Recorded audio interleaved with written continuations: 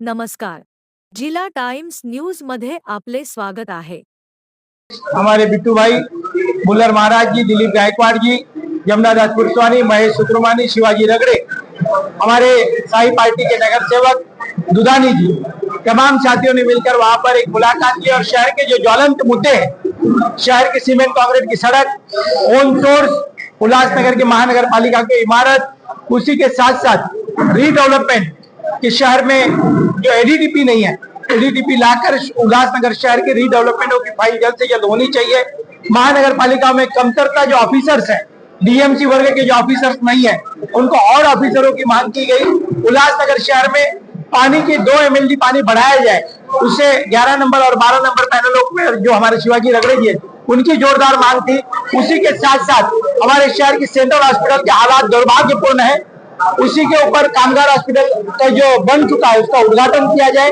उसके लिए आने वाले 20 तारीख को खासदार महोदय के साथ में महाराष्ट्र राज्य के सरकार के अंदर बैठे हुए हमारे जो मिनिस्टर है, आरोग्य मिनिस्टर, वो भी 20 तारीख को दौरे पर आ रहे उल्लासनगर शहर में। तो पूरे शहर में शिवसेना का महापौर है और महापौर के तौर पर पूरी तरीके से काम कर रहे। पप्पू कलानी जी की जो बैठक कल हुई है नंदनवन में, वहां पर 2 घंटा बैठक चली और बैठकों पर सभी शहर के विभिन्न मुद्दों के ऊपर शिवसेना के तमाम नेतागण पप्पू कलानी जी ने चर्चा की और चर्चा पर यह हुआ है कि तुरंत महाराष्ट्र सरकार के सभी जो ऑफिसर्स है उनको आदेश दिए गए और MMRD के तौर पर 100 करोड़ रुपए के लागत से रोडों की मंजूरी मिली है और टेंडर उसका होने जा रहा है। अंबरनाथ में जो शिव मार्केट है उसको नोटिस दिया गया था। जो सभी व्यापारी जो है वो आदरणीय पप्पू कलानी जी के पास उन्होंने गुहार लगाई थी। अंबरनाथ, पाचोरा और कोल्हापुर तीनों जगह पर यूडी मिनिस्टर होने के नाते उप मुख्यमंत्री साहब ने उसके ऊपर बैठक बुलाई गई है।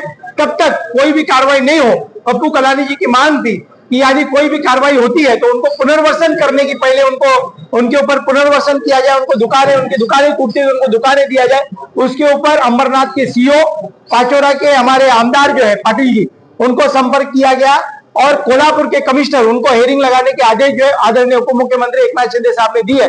उसकी जो पूरी रूपरेखा है आदरणीय पप्पू कलानी जी, महेश सुब्रमणी जी और जमुनादास पुरस्वानी जी, पूरे महाराष्ट्र भर में सिंधी समाज को एकत्रित करने का जो निर्णय है वो एकनाथ शिंदे साहब ने आदरणीय पप्पू कलानी जी और महेश सुब्रमणी जी के ऊपर रखा हुआ है कि पूरा सिंधी समाज जो है वो शिवसेना पार्टी की तरफ आकर्षित करके पूरे समाज को एक साथ एक मंच पर लाकर शिवसेना को मजबूत करने के लिए, संगठनात्मक मजबूत करने के लिए भी जवाबदारी जो है आदरणीय पप्पू कलानी जी के ऊपर रखी गई। 20 तारीख को सांसद जी आ रहे हैं, क्या जानकारी देना चाहेंगे? 20 तारीख को सांसद जी आ रहे हैं उल्लासनगर के अंदर, महानगर पालिका पर भी वो आएंगे और महानगर पालिका में सभी विभागों का दौरा किया जाएगा। सभी संबंधित अधिकारियों को बुलाकर पूछा जाएगा कि किस तरीके से डीपीआर, क्योंकि हमें उल्लासनगर शहर में